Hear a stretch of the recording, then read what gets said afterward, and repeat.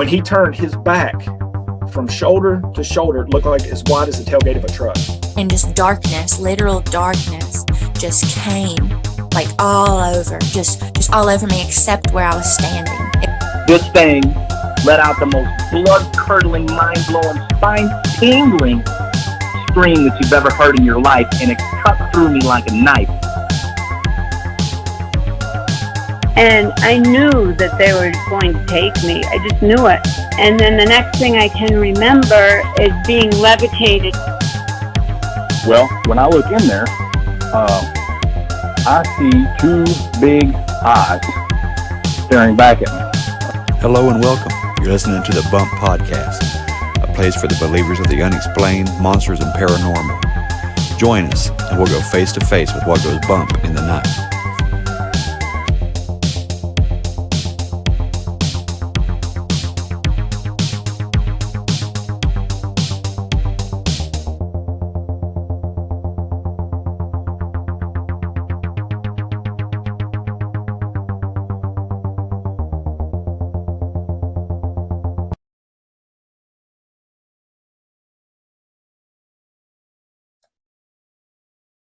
Hey there, believers. I got a good episode for you today. More Bigfoot. Today we talk with Melissa. She has some experiences that she wanted to talk about that include growing up in a haunted house and then her Bigfoot experiences as well, even being paced by an 8-foot hairy something at 30 miles per hour in her vehicle. I look forward to this. She reached out to me on email. If anybody has an encounter or an experience that they want to share with the show, you can get a hold of me through the website or just directly at thebumppodcast@gmail.com. So I look forward to hearing from you. It's a lot of fun, and it helps a lot of people to get stuff off their chest. And if we can all pitch in and listen to each other, why not, right? So we'll just wait for Melissa to join in. Sent her the invitation just a second ago, so I'm sure it won't take long. In the meantime, let me apologize for the way I look on here. I am tired. I've been working from home, and I swear it is way more stressful to work from home than it is just to go to the classroom and work. For those of you that think teachers don't have anything to do, you're wrong. In the summertime, at least in my particular job field, there's tons of stuff to do. So work, right? Why not? Let's spend the time working. Who wants to enjoy the sunshine and fresh air and family that's around us while we sit in our offices? Anyway, give me just a second and we'll have her on.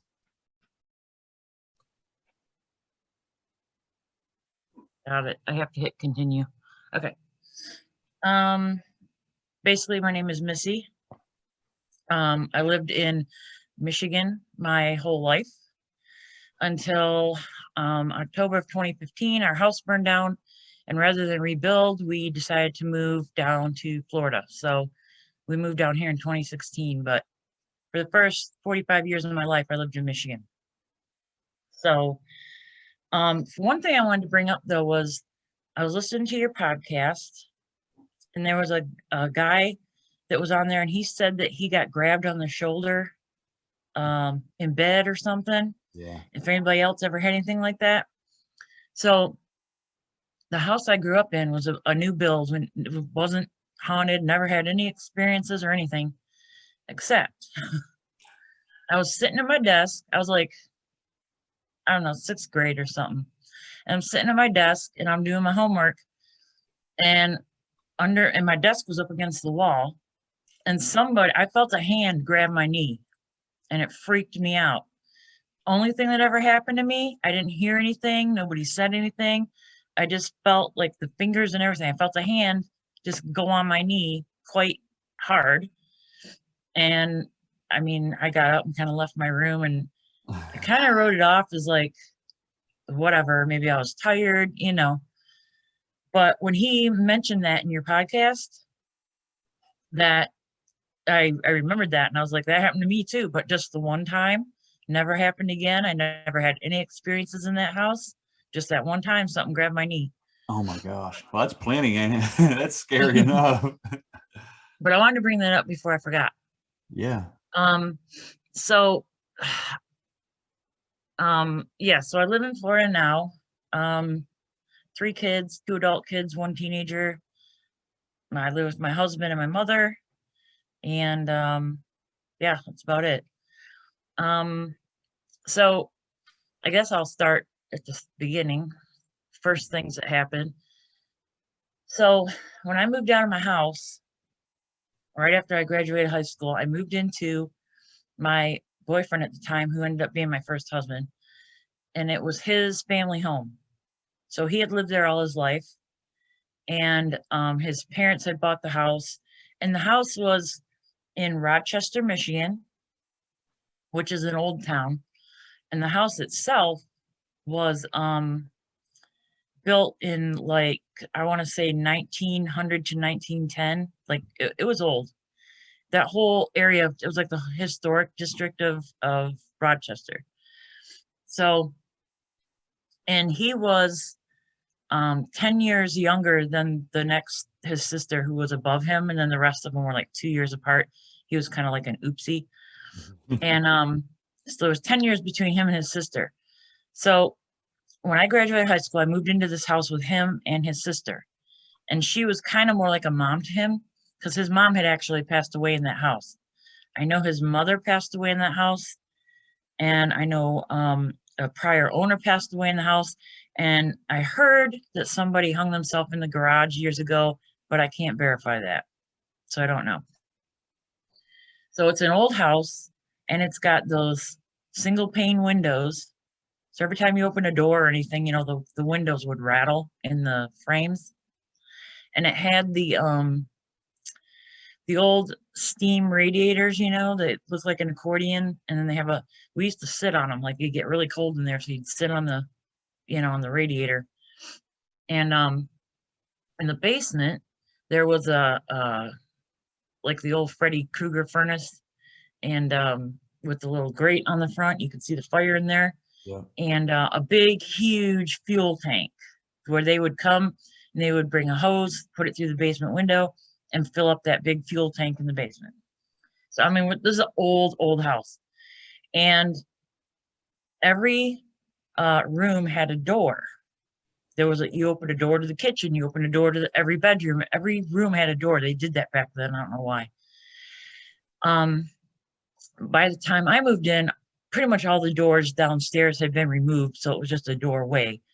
But there was a door. You opened a door and it would go to the upstairs, and the upstairs was just a bedroom and a bathroom, and it had those ceilings like this, with the so it's like an attic bedroom. Okay. So I moved into this house, and the minute I moved into the house, it was like you always had this feeling like somebody was watching you, like just burning holes in the back of your head, and it had a really creepy feeling.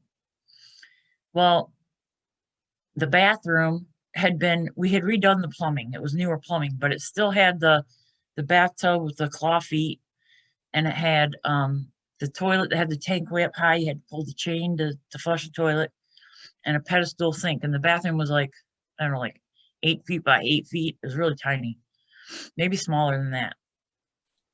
So one day I'm home by myself, and I decide I'm going to take a bath. I was working in a sheet metal shop, so I get real dirty, and we didn't have a shower. If you wanted to wash, you had to take a bath. So it was like 3:30 in the afternoon. I'm the only one home. I know I'm the only one home. And I'm in the bathtub, and I hear footsteps, and it's an old house with hardwood floors. So every time somebody takes a step, creak, creak, I mean, you could hear somebody walking. So I hear footsteps, and it sounds like they're trying to walk quiet. But I know nobody came in, because if you open the front door, there was the front door, and there was like a front porch, and the whole wall by the front door was those single pane windows. So every time you open that front door, all those windows would, in the rattle in the frame, and you could hear it. So I knew nobody came in. So I'm like, what is going on? Thinking somebody broke in. So I'm trying to be real quiet in the bathroom. And I hear the footsteps come down the it was like a shotgun house, they call it. You have the front door and like the bedroom doors and the back door, the kitchen. It was like a big, long shot all the way through. So I'm in the bathroom and I'm sitting there and I'm trying to be quiet in the bathtub. And I know it's not anybody I know, like my boyfriend or his sister, because they would have been like, hello, is anybody home? Or because they would have, saw my car. Right. And I'm in the bathtub. I hear the footsteps. And I'm thinking to myself, what's going on? And I'm watching the door because I'm trying to see if anybody walks in front of the door or anything. And the door handle turns ever so slightly. Okay. Yeah. So instantly, I'm holding my breath because I'm like, if I even breathe, they're gonna hear me, like they can hear my heartbeat, And I'm trying to, and you couldn't lock the door. All the doors were, the skeleton key kind of thing. So I'm in there and I hear the door. I see the door handle turns about halfway. It stops, and then it goes back. And I hear about 3 more footsteps and nothing. And I'm like, freaking out, holding my breath. I didn't even realize at the time I was holding my breath. So I try to stand up in the tub as quiet as I can, not making a lot of noise with the water, put my robe on and kind of sneak out, see if anybody's out there. And I went through the whole house. There was nobody in that house. Nobody was in the house. And nobody could have come in or gone out because, again, I would have heard the windows rattle if the doors were open. Right. So that freaked me out. And then, so I have to explain this for a second. So that you walk into the kitchen and there was a door that you would open up and it would go down 2 steps. To your left was the back door to go outside, and to your right was the stairs that went down to the basement. So we had a cabin up north, and we would go up there a lot, and they were kind of like redoing the cabin and all this stuff. Well, I couldn't go because I had just started a new job and I couldn't get the weekend off. We were on like mandatory overtime, union shop job. I had to work. So I stayed home and they went up north. And it was Sunday night and it was about 11:30 and I'm laying in bed and I hear the back door open and I hear stuff downstairs and I hear shuffling, stuff moving around. So I'm like, okay, cool. They're home. I'm going to go see how it went, see what's going on up north. Would they all get done? So I get up and I think I threw on my robe or something because it was kind of cold. I think it was winter time. And I go through the kitchen and I open the door to the basement. I'm just how's it going? Open the door to the basement, pitch black. No lights on. Nobody came in the back door. Nobody's in the basement. And I heard like stuff. It wasn't like just little noises. It was stuff moving. Like if somebody was unloading the truck and bringing in tools and stuff. I mean, I thought they were home. Wow. I ended up leaving that night. And my mom lived like 20 or 30 minutes away in Sterling Heights.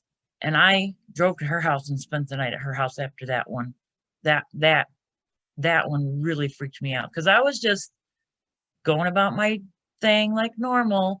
And when I opened that door and it was pitch black down there, I mean, my stomach just dropped to my feet. Like that was almost more terrifying than the bathroom door thing. That was scary. Yeah. Because like I said, I heard big noises down there. Yeah, to have all that noise go on and then nothing be there. Nothing be there. When you go to open the door, you're expecting something to be there. So you're not apprehensive at all. You're just doing your thing. Yeah. And when you open that door, it's like slaps you in the face and it's like takes your breath away. It's like, whoa, whoa, whoa, whoa. Yeah, I don't blame you. I probably would have taken off and went somewhere else too to stay that night. I did. I took off a couple times. So like I said, the windows are those single pane windows. And the bedroom we were in had one window to the backyard, And then on this wall over here, there was 2 windows that each faced the driveway. And the driveway was only like less than 3 feet from my bedroom window. And there was a detached garage that was also a million years old. And it had a big street light on it because my ex's dad used to work for the city of Rochester. So he actually got like this old street light and he put it, there at the garage. So the driveway was like really lit up.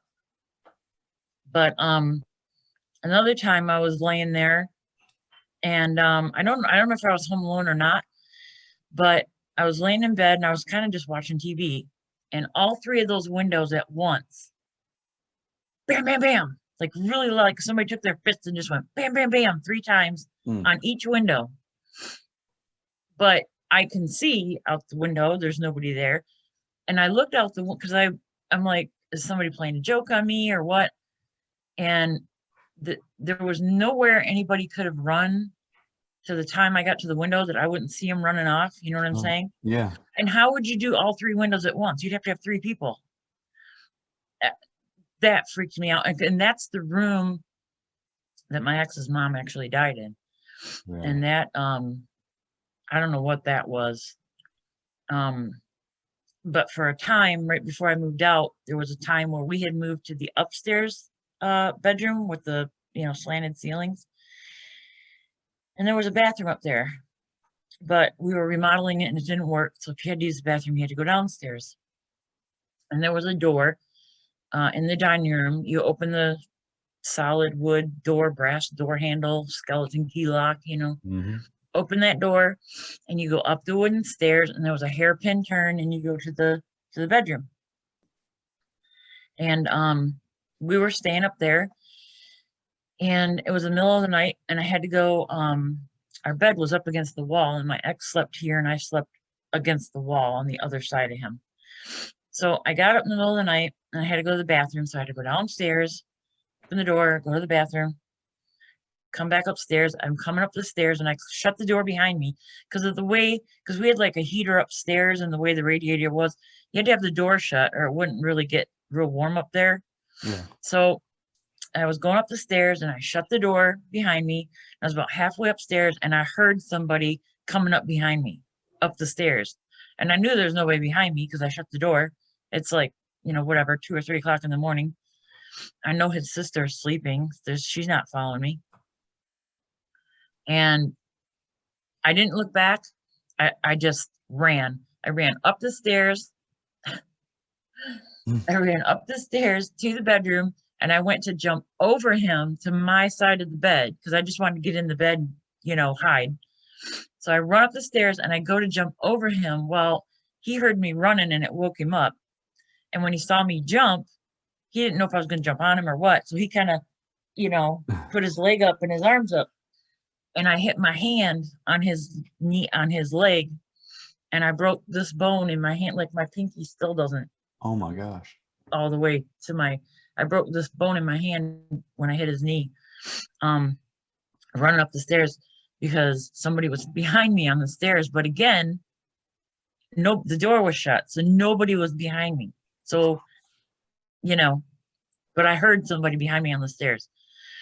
And that one was really, and then I ended up having to wait till the next day to go to the hospital. My hand hurt so bad and I couldn't sleep. And then that was a big, huge, horrible deal too. That hurt really bad. Yeah, I bet. Well, my mom went to Texas with her sister. My mom's the oldest of 10. She went to Texas with her sister to visit one of her brothers, and brought myself and my aunt's daughter, my cousin. They brought us back a cockatiel because my uncle bred cockatiels. And this was when I was still living at home. So when I moved out and moved into this house, I brought my cockatiel with me, and he was only a couple of years old. I don't know how old actually they live, but I know it's more than, So I had him with me. His name was Soda Pop. Hers was Pony Boy because that was when the Outsiders came out. Yeah. So I had Soda Pop. She had Pony Boy. But that bird, I had him at that house, and after, I think it was within 3 or 4 months, I woke up one morning and he was just dead. I Oh, have gosh. There wasn't a mark on him. He wasn't sick. He was completely normal the day before, chirping, talking, doing his thing. Yeah. And I don't know. I mean, I'm not saying that's 100% paranormal. He could have had a health issue I didn't know about. He could have, I could have been anything. I don't know. There were no other animals in the house. There was no cats or anything like that. But I just woke up one morning and he was dead. And my cousin's bird, that was the same, hatch as that one, lived for like another, I don't know how many years. Wow. So yeah, I don't know if that was anything or not, but I found it kind of weird living in that house that he just died for like no reason, kind Right. of, Yeah. I don't know. I thought that was weird. That is weird. Yeah. With all that activity going on. Yeah. And then that happened. So, I mean, I kind of lumped that with that, but I don't know if I can't say for sure that was something in the house, but I can't say it wasn't either. So, Yeah. I'm trying to, I mean, so many little things happened. Like I said, you'd always feel like somebody was watching you. Always, always, always. Oh, in the wintertime or fall, my ex was a butcher. They don't, no, they don't, a lot of people don't even know what that is. They don't have those anymore. But he worked at an actual meat store where people would come in, order custom cuts of meat, and Yeah. So come October, November, December, he did deer processing. So he would advertise, and we could, if it was like $110 per deer, and he'd get 2,000 deer. I mean, we'd make a lot of money just in Oh, that yeah. few months, But you were out in the garage until 3 o'clock in the morning, Mhm. wet, covered in whatever. Because like we would have one person, like usually I would like skin the deer, and then somebody else would quarter the deer, and then he'd do all the cutting and grinding. And then we'd have somebody else that would be wrapping the deer, in the white freezer paper. And so we had like an assembly line going on. Yeah. So we were doing that. And we'd be out there you'd be out there till the wee hours of the morning. But then once you were done, you had to clean and sterilize everything, and the meat saw and the tables so even though you were done, you weren't done. Right. And it was October, November, December. So it's Michigan. It's cold outside. You're wet. It was miserable. Made a lot of money, but it was miserable. But I would be out there cleaning or something, or anybody would be out there, and you'd set something down, and then you'd come back 2 seconds later, and whatever it was would be gone. Mm. And you'd find it in a weird spot. That happened all the time. That's kind of the only thing that really happened in the garage. Was if you were working in the garage, stuff would be, you'd set it down, it wouldn't be there. You come back and it's like somewhere weird, like on top of the freezer or something. You're like, no, I know I didn't put it up there, because why? But that's kind of the only thing that really happened in the garage. Although the garage was kind of creepy too, because it was all rough wood with rafters. Like there was no drywall or anything. It was just a wooden structure with had the rafters, and then I don't know what you call them on the side with the all the 2x4s on the wall. Yeah. So that was a little bit kind of creepy too. But Well, that is creepy. And you said that maybe somebody had hung themselves in that garage. That was like the rumor. Yeah, that was the rumor, but I'm not entirely.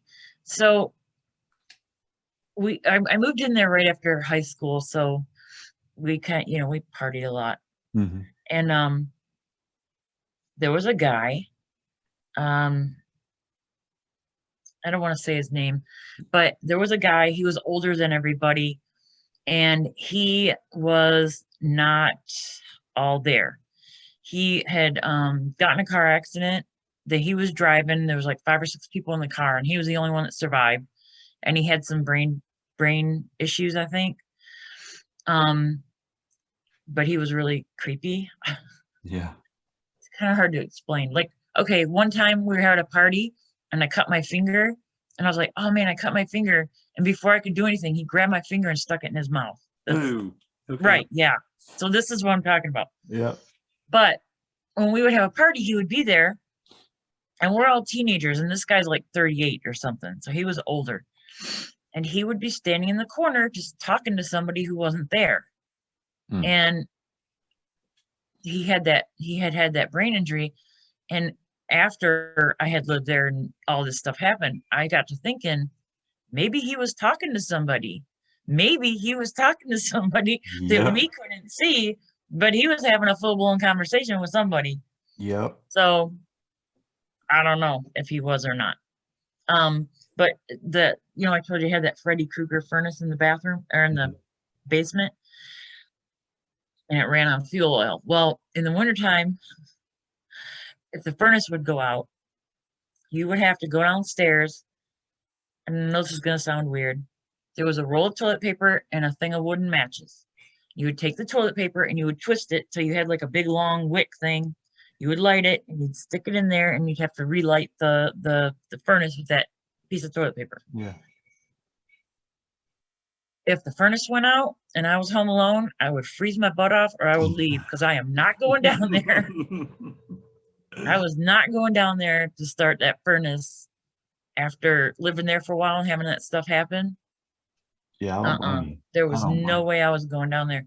And it was just all like, part of it had dirt floor and cement walls, and then there was spots where you could, at the top of the basement, where you could see under the house in the front. Just no, I'm not going down there.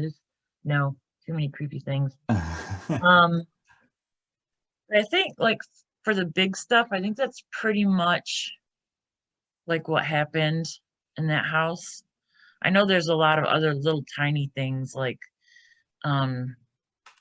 I don't think I ever heard anything like anybody whisper my name or anything weird like that. The only thing I would hear was footsteps. You hear people, like when I was in the bathtub, I heard people walking and Yeah.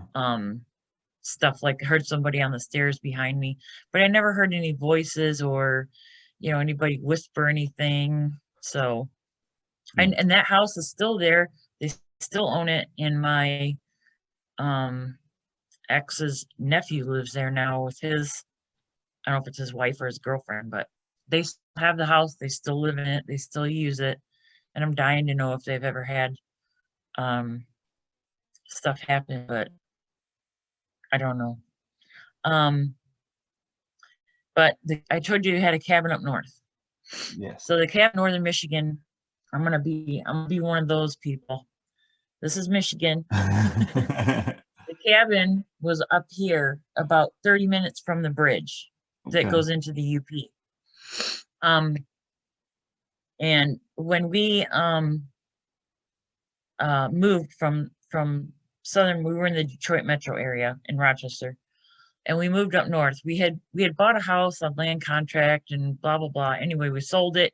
We put it up for sale to see what would happen, and it sold in like 2 days for what we were asking, which really kind of surprised us. And we were like, what the? Now what do we do? So we were like, you know what? Let's move up north before we're too old. Why wait till you retire to enjoy up north? Let's just move up there now. Yeah. And my son was like, he's 28 now, and he was like 2 or something, and I was pregnant with my daughter, who's now 26. This is a long time ago. But when we first moved up there, it was still the cabin, and the kitchen was a dirt floor, and it was so there was a lot of work that had to be done to it before we could actually start living there. So we stayed at my sister-in-law's cabin across the street, and then we moved in.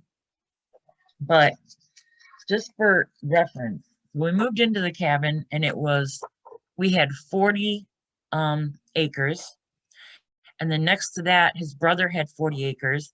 And across the street, his sister had 40 acres. And because we were on the road went like this on a curve, on a corner. So we were on one corner with 40 acres. His sister was across the street with 40 acres. His brother was across this street with 40 acres. And his other brother was next to us with 40 acres.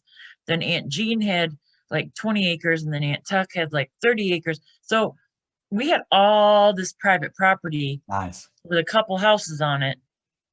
but all hardwood. It was just nothing but, and to go to town, Mm-hmm. the town was called Atlanta, and there was like 3 bars, 2 gas stations, and a grocery store and a bank. That's it. 1 stoplight in town. And it was a blinking stoplight. It wasn't even like a full-blown stoplight.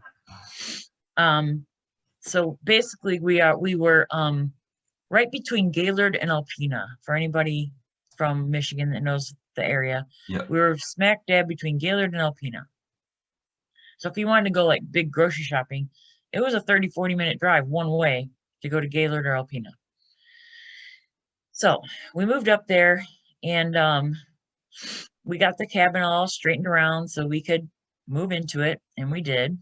Excuse me for a second. So we moved in, and we were still working on it. Like, we didn't get it, quote unquote done, but we were still working on it. But we moved in. This is how long ago it was. When we moved in, we had a party line. You know what those are? Oh yeah, I know party lines. Yeah. So if it like 1 long ring and 2 short rings, that was you. If it was 2 short rings and a long ring, that was the neighbor. Yeah. And you could pick up and listen to other people's conversations. And Oh yeah. so yeah, we had a party line when we first moved in. But anyway, so we moved into this house, and I lived there for quite a while with not a lot going on. But so when my son was about, I don't know, 6, and my daughter was probably like 4, one night in the middle of the night, like 3 o'clock in the morning, my ex-husband comes to me and he's like, "Get up. You got to hear this. Get up." And I'm like, "What the heck?" He's like, "Come here, come here, come here." So we had put in a sliding glass door, and all we had was a lean-to over it just to, keep firewood dry or whatever. Right. And I think it was probably like April, because I remember it was cold, but it was like really wet. And there wasn't snow, but everything was still just soggy and brown, and So he opens the sliding glass door, and I'm like, "I don't hear anything." He's like, "Just a minute, just a minute." And then about 15 seconds later, I don't know what it was. It was behind his sister. His sister was across the street. She had a cabin. She wasn't there at the time. We were the only ones that lived there. Everybody else's were cabins, and they were only there sometimes. Behind his sister's cabin, you'd go about another quarter mile, and then there was power lines, and then about another quarter mile, and then there was a lake, Avery Lake. And it was probably somewhere around those power lines. And I can't even describe it, but you could feel it. It was a howl, roar, scream, all combined together. And when it went off, you could feel it. Like when you're too close to a speaker at a concert, and you could feel the reverberation. Wow. And the only way I can describe it is, it sounded like something was like if something lost a child. It just sounded so mournful, like it was just almost like a wail. And the closest thing I can compare it to, that somebody can get a kind of an idea of what I'm talking about, is the T-Rex in Jurassic Park. But it was higher pitched and had like a howl in with it. But it was that big and loud of a noise. You know what I'm saying? Yeah. And I've had people say, "Well, it was a fox. They make weird noises." And I'm like, okay, but a fox you don't feel it when a fox does it. You know what I'm saying? So unless this was like an 1,100-pound fox. And besides that, I'd been going up north and had lived up north enough to know I've heard foxes and coyotes, even wolves, bears, and even big cats, which they say they don't have up there, but they do, because I've seen them, like a puma type, cougar type cat. I've seen that up there. They say they're not up there, but they are. I'd heard all that. I know what a fox sounds like. I know what a bear sounds like. This is not what that was. And again, for it to be that far away and for us to be able to feel it, but it would go off probably like every 30 seconds or so. And it wasn't exactly, but there was a break in between and it would do it again. And it was the same so that you knew it was coming from the same thing, but it wasn't the same to where it was exactly the same every time. You know what I'm saying? Yeah. It was the same noise, but not identical every single time, so that it wasn't like a machine, or it wasn't like a I don't want to say a speaker, but back then they didn't have Bluetooth speakers or anything, so it wasn't something like that. You could tell it was something living, something big, and at the time, I had no I don't want to say no knowledge of Bigfoot, because I had heard of Bigfoot, but I didn't. It was like, whatever, it's a bunch of BS. You know what I Right. mean? Right. So it did never even entered my mind at the time. We just sat there for the longest time trying to figure out what it was, and it went off, and it did that for about it was a good 10 minutes or so, and then it just stopped. And hindsight 2020, now because it would do it, and then when it would stop, him and I would sit there and go, "Oh my God, what do you think that was? I don't know. What do you think it was? I don't know. Well, it couldn't have been this." Hindsight, I wish we would have shut up so I could hear if maybe, like, on the edge of our hearing, if there was something answering or calling in response, Yeah. knowing what I know now. At the Right. time, I had no clue.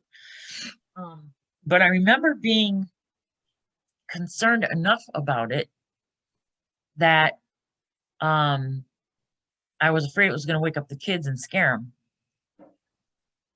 Well, let me ask, when it was making that noise, how long did it carry out that tone? Oh, it was probably about 15 seconds. Yeah. It was long. It was long. That was another reason why people be like, "Oh, it was a fox or whatever." And I'm like, no, the lung capacity and whatever this was, I can't even fathom. So it wasn't a fox or a cougar or a bear or something. But it would go for, I would say, 10 to 15 seconds, Wow. roughly every time. And then it would pause for maybe around 20 to 30 seconds, and then it would do it again.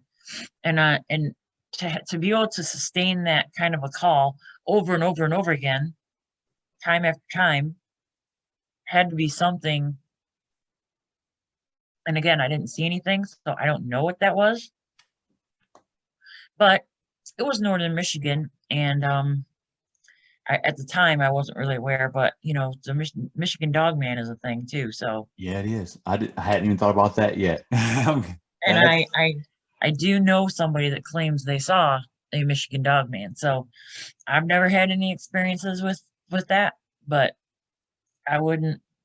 I've heard enough consistent stories from different people that don't know each other with details that match to make me think something's going on with the Yeah. whole dogman thing.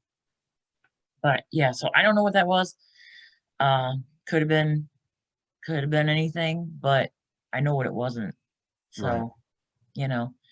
Um okay, so then it was probably a few years after that. I don't remember exactly. Could have been 2 years, could have been 5 years, I don't know. But I do know it was summer. And I worked in Gaylord. So I would come home down 32, or is it 33? I think it's 32.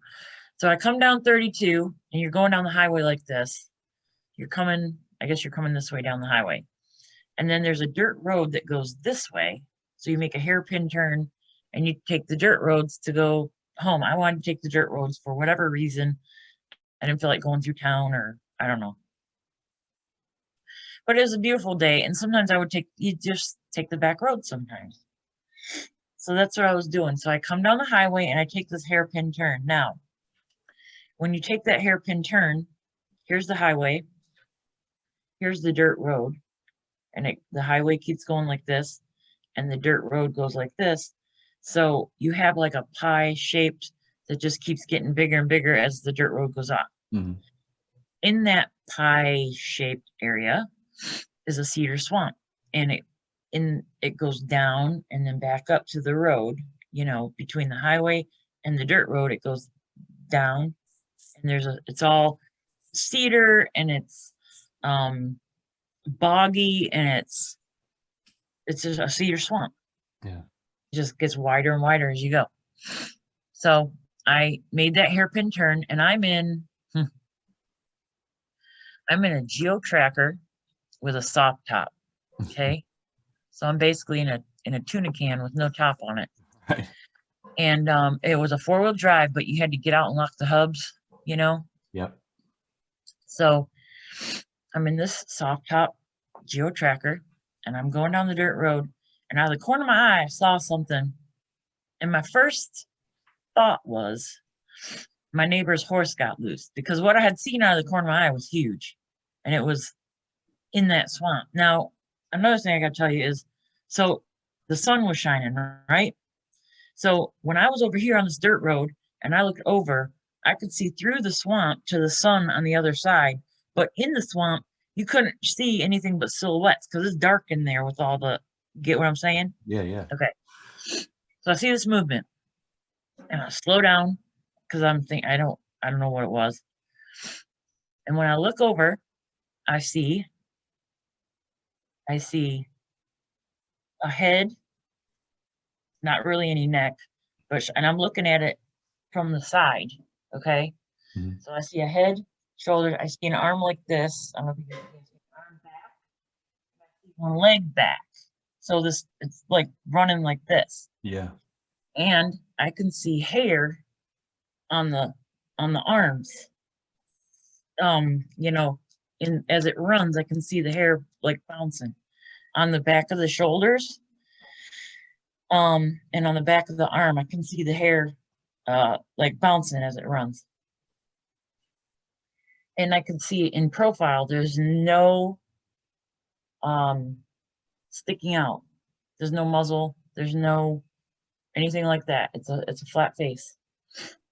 I mean, I can see a little bit like, there's something there, but it's not like a bear or something like that. There's no, Right. and there's no ears or anything coming off the top.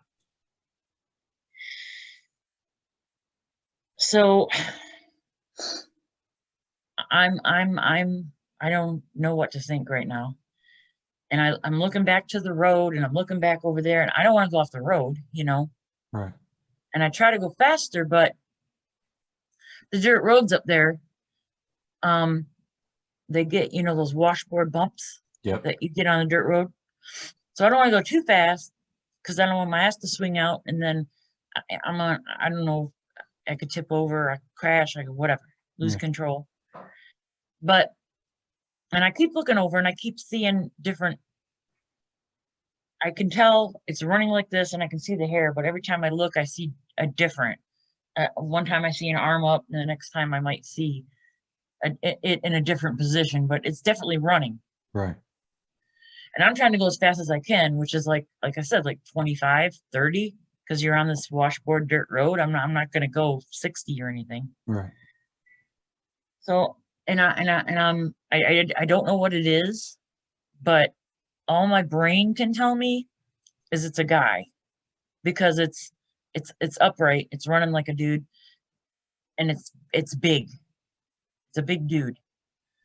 Big, hairy, homeless dude, I guess. I don't know. Again, I wasn't thinking Bigfoot at the time. So why is there this big man running next to my car? It can't be for anything good, right? He's not doing it to be like, hey, how you doing? Right. So at the way I'm going and the way he's going, we're gonna run into each other. He's gonna run out in front of me or something. I'm freaking out, and I'm looking back and forth because I don't want to go off the road. I look back, and after about, I don't even know how far I went. I'm so bad with distances. It had been several hundred yards, I'm sure. And I look back and it's gone. And so now I'm really freaking out. So like, I'm looking at my mirror. Did he get behind me? Did he get, you know, so many things are running through your head. Like, why is he out here? What does he want? Is he going to try and stop me? Is he going to carjack me? Is he running behind me now? And how is he keeping up with me? And like, in a matter of like 3 seconds, 5,000 things go through your head, you know? And I'm scared. I'm by myself. I'm scared. And I look over and there's just nothing. So, I have a turn coming up where I'm going to turn left and leave that cedar swamp behind me. And I get up to that turn and I took that turn kind of fast, which I probably shouldn't have. I'm really lucky I didn't flip that thing.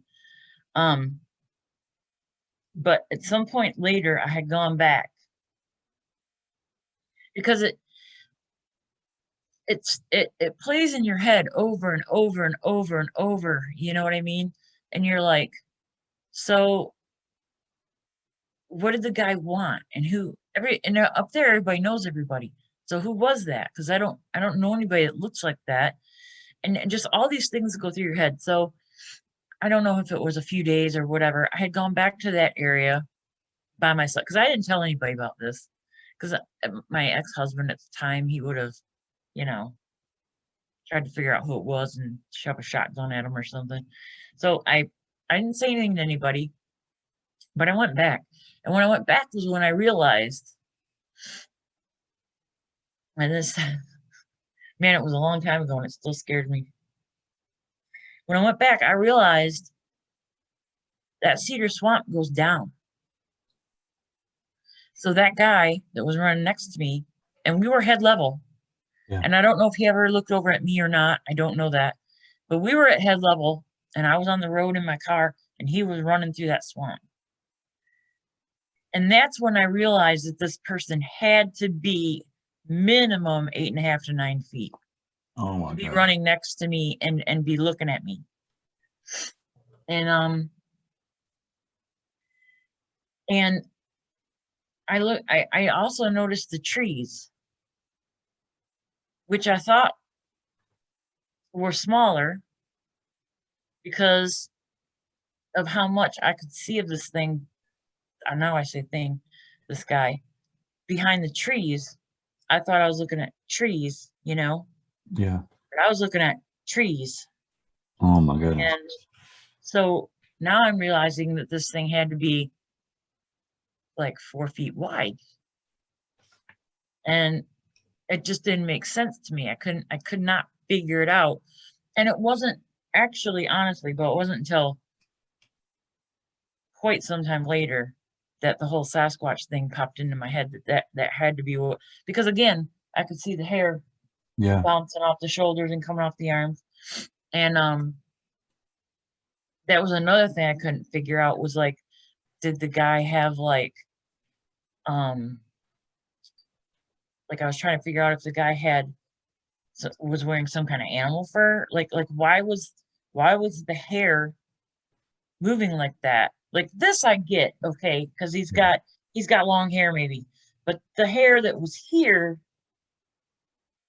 I couldn't figure out. And this guy had a big ass butt too.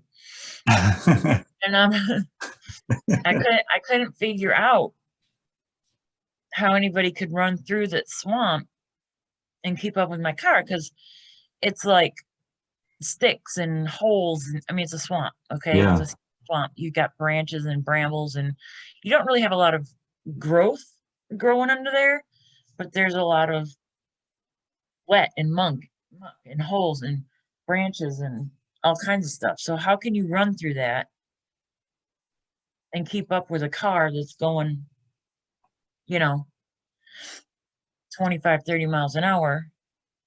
It was mind blowing. And it wasn't, it took me a while to put all the pieces together. And it was more or less a process of elimination to figure out what it was, figure out what it wasn't. Right. Before trying to figure out what it was. And I didn't smell anything. I didn't hear anything. But that and I listen to podcasts. I mean, because I'm into it now, you know. I actually, when I moved down here, I joined a Sasquatch research team, and I had a really wild experience with that. And you know, so like because I want to know more. Like, what is this? Like a lot of people do. So, you know, I got into it, but I listen to these podcasts, and people are like, "Oh, this thing was Arnold Schwarzenegger on steroids. Oh, this thing was like." Until you've seen one, your brain cannot grasp the body mass and the size of what these things are. You can try to explain it all you want, but the person that you're explaining it to, if they've never seen one, you're not going to get it. It's almost like, and I'm not trying to minimize anything, almost like somebody that's been to war.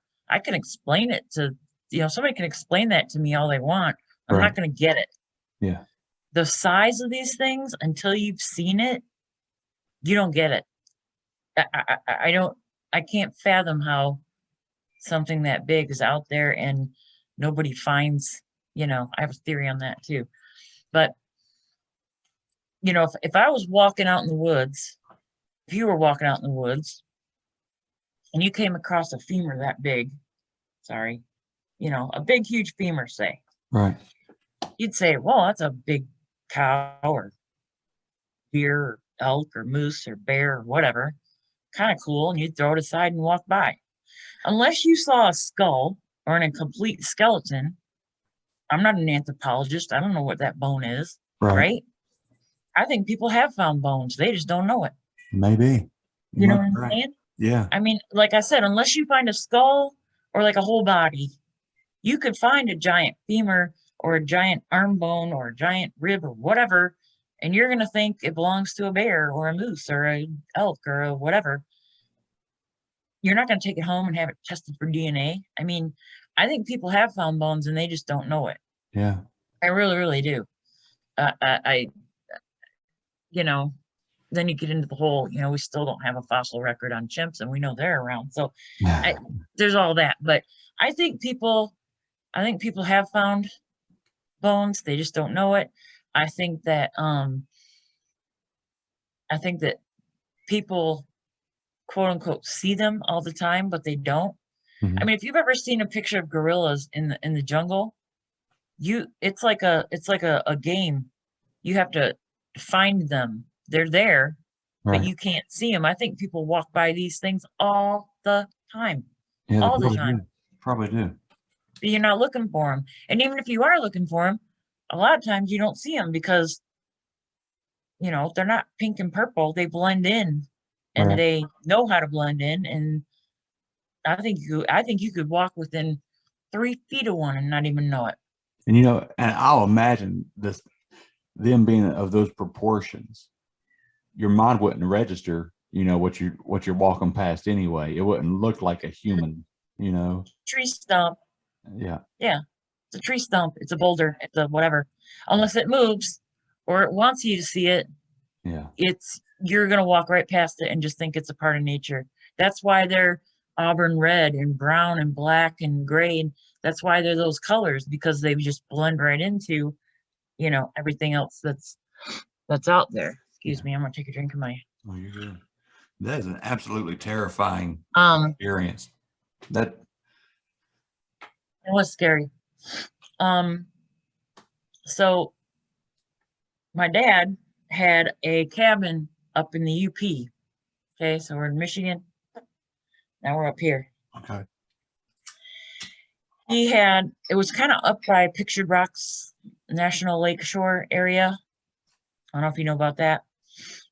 So I don't know if you or anybody else knows anything about the Upper Peninsula of Michigan. It's very, very sparsely populated. Not a lot of people live up there. Not a lot of people can handle living up there because it's very rural and they have very hard winters. And it's hard. When you live up there, you're cutting your own firewood, you're hunting your own meat, you're doing all that. It's almost like Alaska or something. Yeah. And it's one big rock, really, the Upper Peninsula. It's kind of got an eerie feel, the whole area. But anyway, so my dad had a place up there. He went up there and he cleared out the land. He bought a piece of land, cleared out the trees, used that lumber to build his cabin. Gas lighting, no running water. It was his hunting cabin, and it was out in no, like, okay, so you had to pull off the highway, go down a dirt road, go down another 2-track road, park, and then walk a 1/4 mile in, because even if you had a 4-wheel drive, you're not getting in there. Okay. So one year, bear season was coming around, and my ex really wanted to hunt a bear, and he was like, go ahead and put in for a bear permit, because they only give so many. So he wanted me to put in for one too, because the more people that put in, the more better chance you have to get one. So he wanted me to put in for one. So I did. And people, and this is weird too, because people apply for those bear permits year after year after year after year, and they don't get them. First year I applied, I got it. I don't know if it's because I'm female, or I don't know what it was, but when you apply for it, you have to say, okay, now if I do get a permit, they divide the UP and I think the top part of the Lower Peninsula into areas. This is area A, B, C, D, E, whatever. And you have to say, when you apply for one, you say, if I get one, I want to hunt area E. And if I can't do that, my second choice is area B, and my third choice is area A. And that's how you apply for it. So then they send you a permit, and it costs a bunch of money to apply. And if you don't get it, you're just out that money. It's like $200 or $300. So I applied and I got it, and I got my first area, which is where I had put the area of my dad's cabin, because I thought that way I can go there. I know I can go there. Yes. So that's what I did. So come October, we go up to my dad's cabin, and nobody had been there for quite a while, and he had a big tank that had water, and basically gravity pulled the water down, so you had a little bit of water to like rinse dishes. But right behind his cabin was a natural spring, and I mean, you could drink from this thing. It was awesome. And he had a natural spring running through there. It was perfect. But you're out there. There's no trails, nothing. You're in this cabin and you're just out there. So we went up there to bear hunt. I never did get a bear, but we were up there bear hunting. And it's October, so in the UP, and it's absolutely beautiful. The leaves are every color you can think of, and it's just beautiful. So one evening comes, and the sun, it's quite a ways before the sun goes down, but my ex was like, let's go for a walk and just kind of like scope out the area. I was like, all right. Well, there's no trails or anything, so you have to be very careful when you just go walk through the woods, because you gotta, find your way back. Right. So we're walking, and we kind of found a little bit of a game trail, and we were walking, and we got to where we could smell a weird smell. And it was kind of like a skunk, but not really a skunk, but kind of a garbagey skunk. Never smelled it before. And I was like, that's weird. But then it would doe. So it was like, it can't be a dead animal, because whatever's smelling is like moving.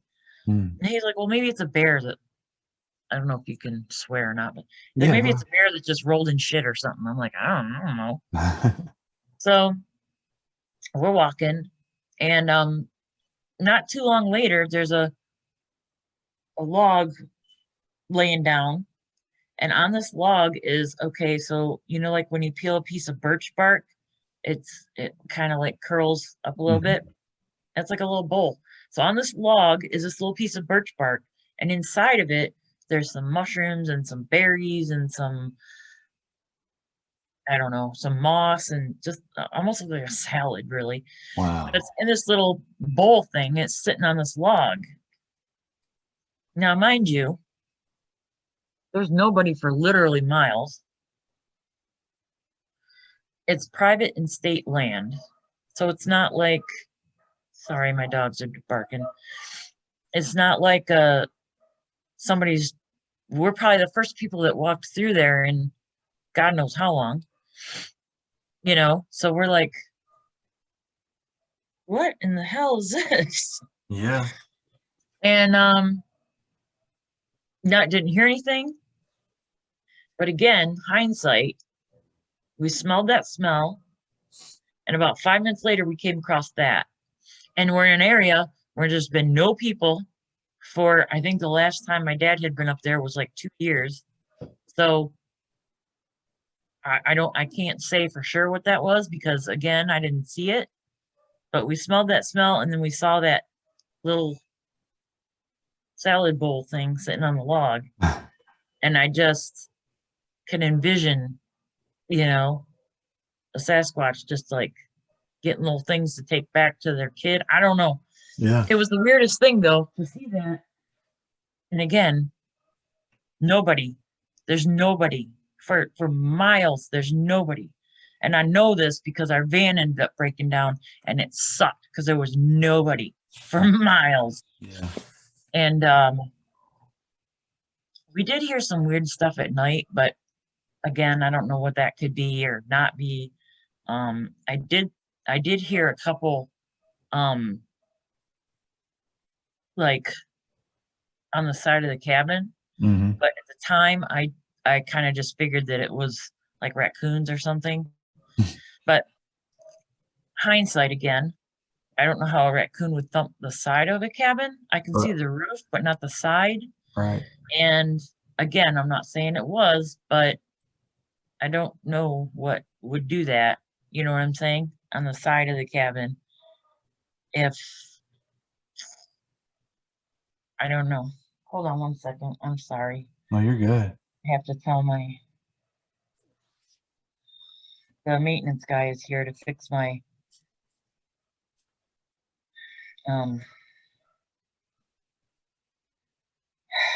sorry. No, you're fine. You're fine. He's here to fix my the front came off of one of the drawers in our townhouse and the maintenance guy's here to fix it. And my daughter just texted me. She's like, "Where's the front to the drawer?" So yeah, so I don't know what that was, but again, we were way up there.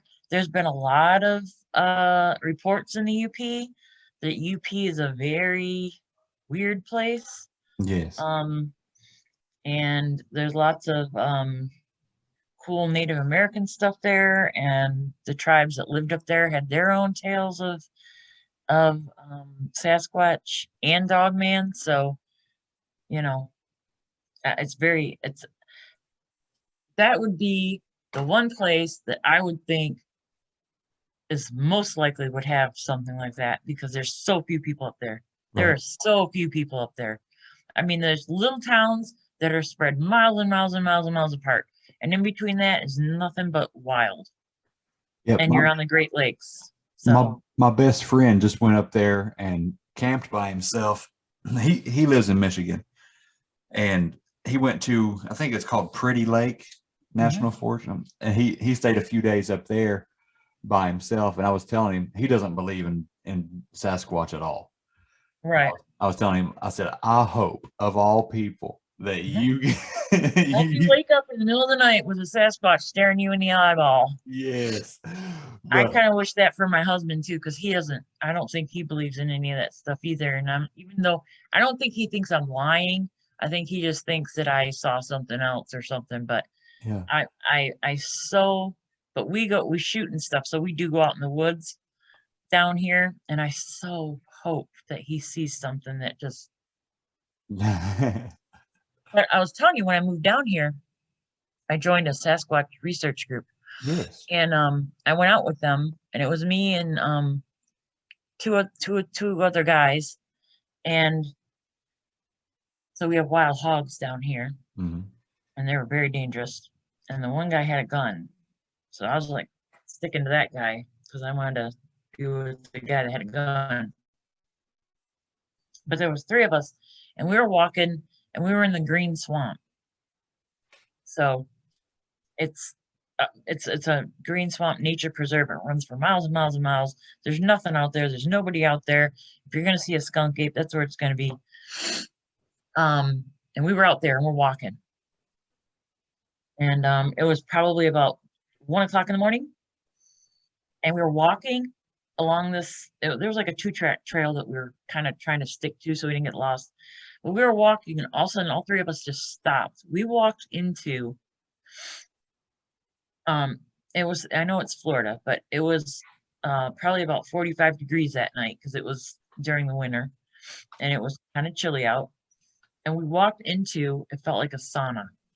It was super hot and it smelled like, you know what it smells like when there's burning electrical wire or something? Oh yeah, yeah. Okay, so there was that burning electrical smell and it was hot. And you could move 2 steps back, be out of it, and move 2 steps forward and be in it. Hmm. And I was like, have you ever experienced anything like that before? And he was like, nope. I'm like, what is that? He's like, I have no idea. And there was no,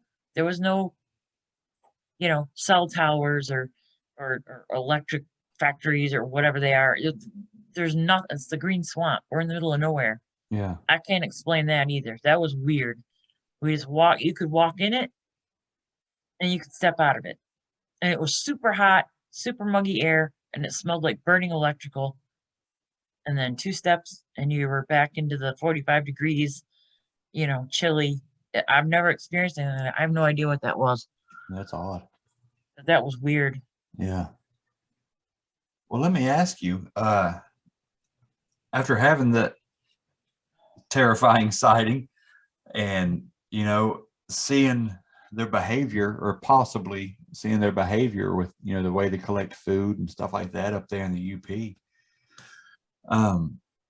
what do you think Bigfoot is? Do you think it's something just like a biological creature that we're just not catching, or do you think there's something more to them? I don't know. I don't think people should. All right, I might say some stuff that's not popular. I don't think people should be out in the woods banging on trees and hooping and hollering because you have no clue what you're saying. You know what I'm saying? Yep. You could bang on a tree and be saying your mama wears army boots and you could be pissing them off. You don't know what you're saying. You don't know what we have no clue what they're doing. Right. So I think it's super dangerous to go out there and bang on trees and hoop and holler because we don't know what we're saying. And I don't think they're all big fuzzy trade peanut butter and jelly sandwiches. I don't think the gifting and all that. I think, would you go up and try to give a grizzly bear a sandwich? No. I don't think, I think they're a lot like people in the way that some of them, because I've heard lots of stories of them helping people, I think some of them could be nice. And I think some of them could rip you in half and not think twice about it. And to err on the side of caution, I don't want to say I wouldn't go looking for them because I do go out and look for them, but I wouldn't go out to look to interact with them. And I've heard too many stories of people gifting and then they get hurt and they go in the hospital. So no gifting happens for a couple months. And then when they come home, the Sasquatch are pissed because you stopped gifting. We don't know enough about them to try to habituate or whatever. So I think some of them can be nice. I think some of them can be mean. I think they're just like people, that some of them could possibly be crazy. Who knows? Right. As for what they are, I think there's more to it than just a biological creature. Just because so many people report them in the same vicinity as lights in the forest or things like that. Yeah. I don't know. I don't think I go as far as like aliens and stuff like that, or, you know, I don't know about mind speak and all that, but as far as the dimension situation, you know, scientists do think there's other dimensions out there. Scientifically, that's something that is a possibility. So, you know, and everything you see, you can see because it vibrates at a certain frequency. Right. So maybe they know how to adjust how they vibrate. You know what I'm saying? Mm-hmm. I also think, have you ever seen those videos where they have chimpanzees and they pull up those screens with the numbers, with like 12 numbers, and it blinks for a second and it goes off, and the chimpanzee can get all the numbers just like this, and Yeah. people can't do more than like 3. I think Sasquatch perceives the world faster than we do, and so to them, we look like we're moving in slow motion. You know what I'm saying? Yeah. In order to live out there and be able to catch a deer with your bare hands, I think you have to be able to. I think, as a kind of a long-winded answer, but I think it's more to it than just they're just an animal. But I don't think they're supernatural or aliens or anything like that. Yeah. I think they're a biological creature, but there's more to it than that. There is more to it than that. There's something else going on too, but I don't know what it is. Yeah. You know Well, what I mean? that's actually a good answer, and I hadn't thought about, how, like you said, their perception is faster than ours. They register things faster than we do. And that makes sense, You're gonna, what do they call it? Brachiating, or when monkeys swing from tree to tree to tree. Your reaction time and your ability to judge distance and your ability, all that stuff has to be faster than what you and I can do, right? Right. So it has to be, they have to see things and process things. I think they see and process things faster than we do. And by that, I don't necessarily mean, technology or something, but just the environment. They're much more adept at the environment and perceiving what's happening and things faster. And again, like I said to them, I think we look like we're moving in slow motion. That's why we can't catch them. That's why they can hide from us. That's why, because we're out there, walking around in halftime that they are. You know what I'm saying? Yeah. I really do think that, but then you get people from, like I just listened to a podcast the other day where a judge saw Dog Man, and you get police seeing Sasquatch, and I've said this before, but people say, oh well, just because a cop seen it doesn't make it real, and I'm like, no, but what makes it important when a policeman or something like that sees one of these things, what makes it important is not that they're more credible than us, but they have been trained to observe things in a certain way so that their eyewitness account actually does hold more value because they've been trained to observe faces and details and things that that the normal person hasn't. That's what makes it slightly more credible, not just because they're a cop, because I'm sure there's a lot of, whatever. Right. It's the way they're trained. And if they say that they saw a Sasquatch, the chance that they're mistaking it for a bear or something else for a Sasquatch is much less likely than just your average, person, because they've been trained on how to observe their environment. So, I don't know. I think there's more to it, but I think they are biological. I think you can kill them. I think you can shoot them. I think they bleed, Right. I think you can hurt them. But I also think they have emotions and things like that. So, what they are, I don't know. Yeah. I Yeah. don't think it's just a dumb ape. I don't think that. Yeah, I don't either. And I don't know if we'll ever get a clear answer, or who we would believe if they gave us an answer, And And speaking of, you hear stories of people that say they had one and the government or whatever came and took it. right. I mean, I don't know how much stock I put in that, but it sure wouldn't surprise me. Right. I mean, do they know they're out there? I tend to think maybe they kind of do, but they don't want to say anything because, people won't go camping and stuff like that if there's a monster out there. But also, there you've got your tree huggers and stuff that would go out there and stop all kinds of stuff. I mean, they decimated a town in the Pacific Northwest over an owl. Can you imagine what they do over a primate? So, they can't.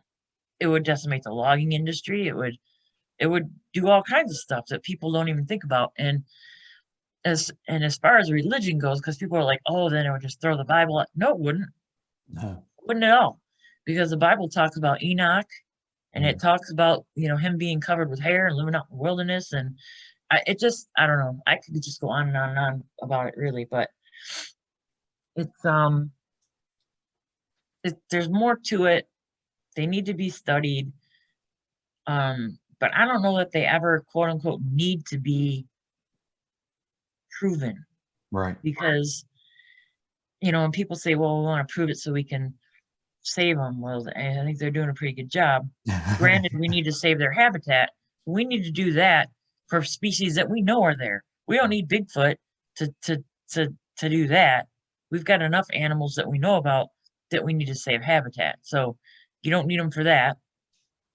So you really, a part of me kind of hopes they don't ever get verified, because they kind of don't need to be. I know they're out there. I know a lot of other people know they're out there, Oh, you yeah. know, and if they were going to be verified, it probably would have already happened, because you can verify other species based on footprints and DNA and sign that they're there. And we've got footprints, we've got DNA that comes back unknown primate, we've got hair and all kinds of stuff. So if they don't, if they don't want to recognize it, they're not gonna. Right. Even if you gave them one, they probably wouldn't. I don't know. I think you just It's mind bending. The whole thing is just mind bending. The whole Yes, it subject. is. Yes, it is. And that judge that you were talking about seeing Dogman, you're talking about From the Shadows podcast. Yeah, Yeah, there's a good guys. yeah. That was scary. My daughter, her ex-boyfriend, he lived northern Michigan all his life, and they lived in the UP.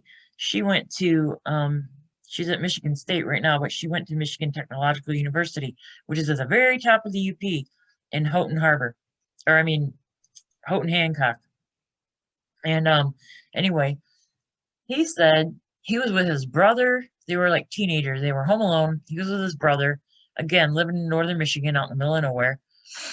And they had like some kind of a logging road or something behind their house. And him and his brother were doing something outside, and he said he saw a dog man come out and cross that road at about 50, I can't remember if he said 50 feet or 50 yards in front of him. But if you heard him tell you about it, you would know that he's not making it up, because he would almost be in tears trying to tell you what he saw. Wow. And you could tell that he could not wrap his head around what he was seeing. And to be honest, I think if I saw a Sasquatch, as long as it wasn't like in my face, I think it'd be, kind of cool. I think seeing something like that would mess you up. That would mess up your mind. Yeah, I do too. And I would love to talk to him if you'd maybe give him my information or something. I can, but I don't know if I can or not. She broke up with him, so it's not a good thing there, and it messed him all up. Yeah. But yeah, Dogman, that's a lot scarier of a topic than Sasquatch to me. There's something very unnatural about a creature like that. And I go out looking for skunk ape. Yeah. The whole time I'm terrified that I might see a dog man, because if I ever saw one of those, I don't know. I don't know. What do you do with that? Where do you put that in your head? You know what I mean? Yeah. I mean, I don't think people are lying. I think they really think they saw what they saw. Yeah. And I've heard enough, like I said, accounts of consistency from people that don't know each other.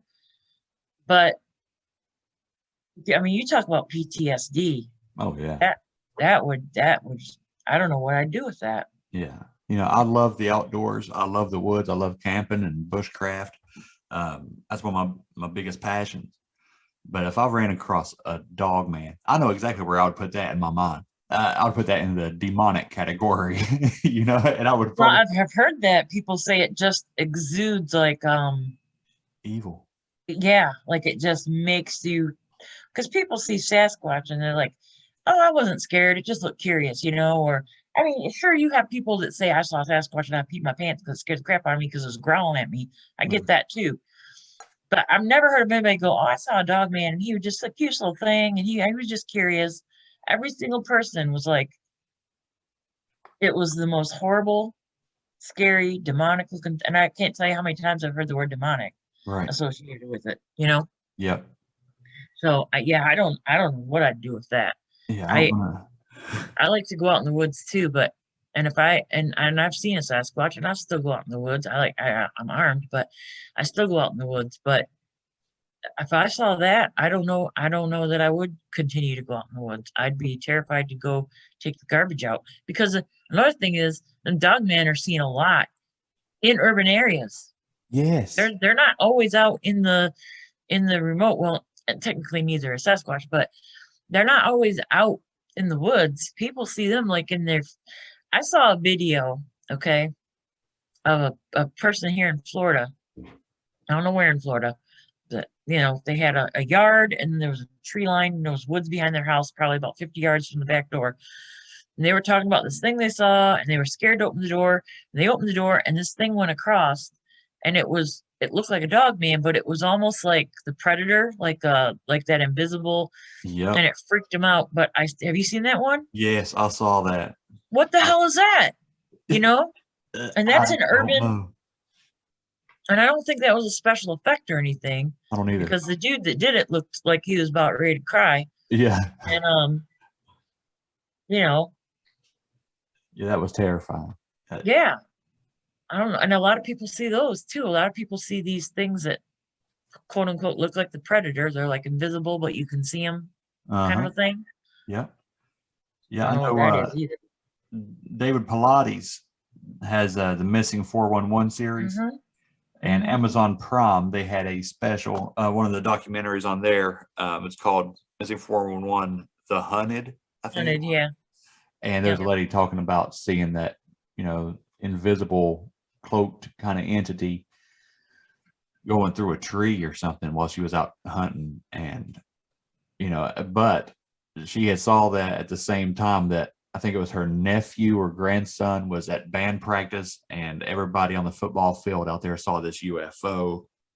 And it was like on the other side of the tree line, she was seeing this, some kind of creature out there that was cloaked like Predator. Yeah. So, again, what do you do with that? I don't know. It's just scary stuff. And it's like in this day and age, you can, like I tell people that I seen that thing run next to my car in Sasquatch. And they may believe me, they may not. I'm 50 years old. I don't really care anymore. Right.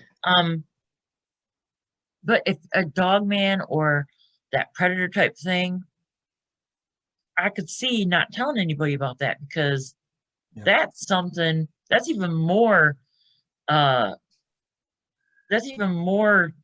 likely to get you called crazy than saying you saw a Sasquatch. Sasquatch is becoming more and more accepted nowadays. Yeah. That kind of stuff. And I believe people are seeing what they say. I believe that they believe they saw what they said they saw. Exactly. Especially if you get more than one person seeing it, so there's something going on. But I don't know. I don't know what you do with that when you see something like Sasquatch, like you said, at least there's a natural that could be. There's Gigantopithecus, that's something that could be right. A dog man or one of these things. Where does that come from? Right. Yeah. And all through history, these dog-headed creatures existed. Oh yeah. Saint Christopher was supposed to, had a dog head and was a giant stature, like 7-8 foot tall. There was a somewhere in history, I don't remember exactly where, but there was like somebody had described a whole island of these creatures or these people that had dogs' heads. Yeah. And you've got like in ancient Egypt, you've got Anubis, and you've got, it's definitely not new. I know that. Right. But it's and then the thing that really gets me, where I think I would probably just literally die, I've heard so many times when people say they see the dog man, it's on all fours, and when it stands up, you can hear the bones cracking and Yes. popping. Yeah. That's it. I'm out. Yep. Me Peace. too. I'm gone. Big huge cannon. Nope. I'd be out. And people have shot them, and it doesn't seem to have any effect. And I don't know. Yep. I don't know. I don't either. I don't. Did you ever hear I know you listened to Wes, but the siege at Hanobia or whatever it is. For them, Yes. that to me, that's why stuff like that, these people that go out and play their flute and give Bigfoot peanut butter and jelly sandwiches, it's not, I'm telling you, I know people say, oh, you don't know what you're talking about, but I'm telling you, it's not a good idea. We don't know enough about them to be out there doing some of the stuff we're doing. Yep. And just like banging on trees, people are like, oh, who was I watching the other day? I think it was Les Stroud. And he was out with Doofus, what's his name? Todd Standing. And he was out there and he's like, oh yeah, bang on the tree, it's a sign of distress.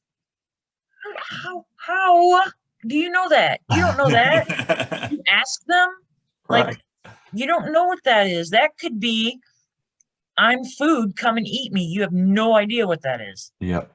And that's dangerous to me. I mean, maybe I'm just overly cautious. To me, that sounds dangerous to go messing around with something. You know, it's like black magic or something. You just don't go messing with it if you don't know what you're doing. Exactly. Because you could do something that you don't intend to do. Yep. And then you come up missing. You know, people are like, well, we haven't heard of any really violent, Bigfoot. And on one hand, yeah, I have. But also, if it's a really violent attack, you probably won't hear of it because the person that had it happen to him isn't here to tell you. Yep. Yep. People go missing all the time. And like you said, that those tree knocks, that could be like ringing a dinner bell. You're giving away your location. Yeah, you have no idea what that means. And I heard a thing with I don't know if it was Kumbo or one of them people on Wes's show, I think, but somebody, and it was years ago, maybe the 60s or something, but there was a hunting guide and he took some guys out to hunt grizzly bear, and they came across Sasquatch, and the guy shot the Sasquatch, and the guide was like, you shouldn't have done that, you shouldn't have done, I told you not to shoot.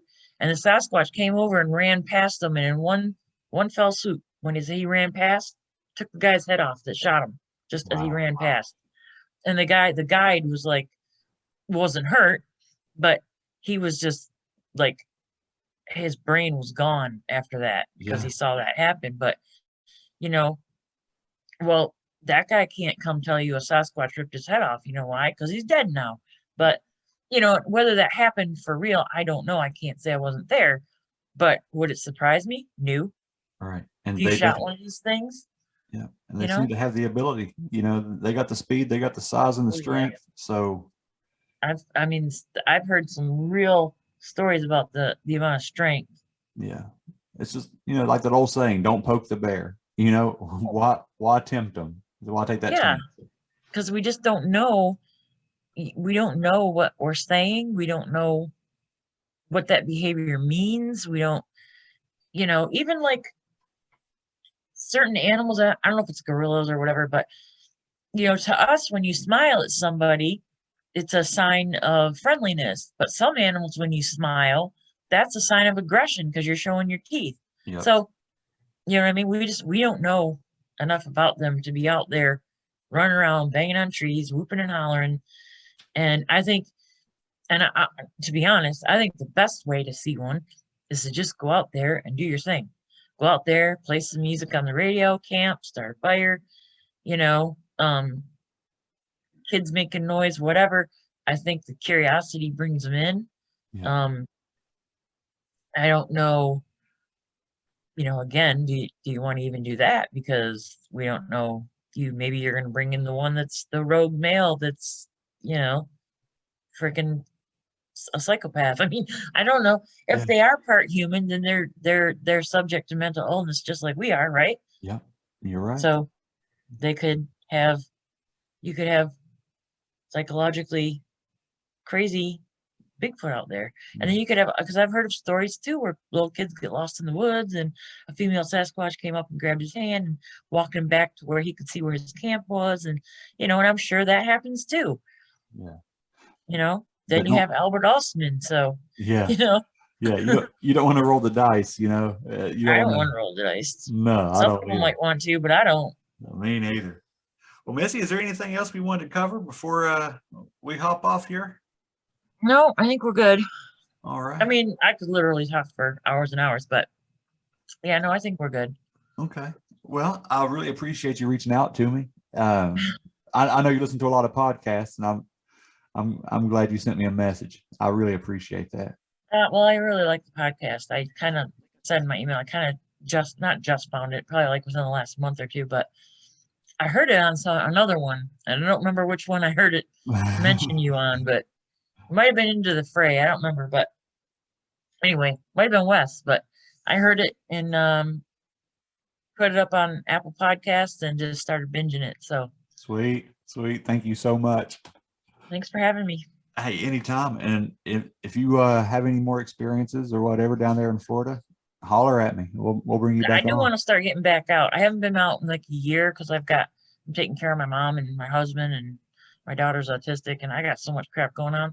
Yeah. But I do want to start getting back out there. And so if anything else happens, I'll definitely let you know. Awesome. Thank you so much. Thanks. All right. You have a good All right. one. All right. Bye. Bye-bye.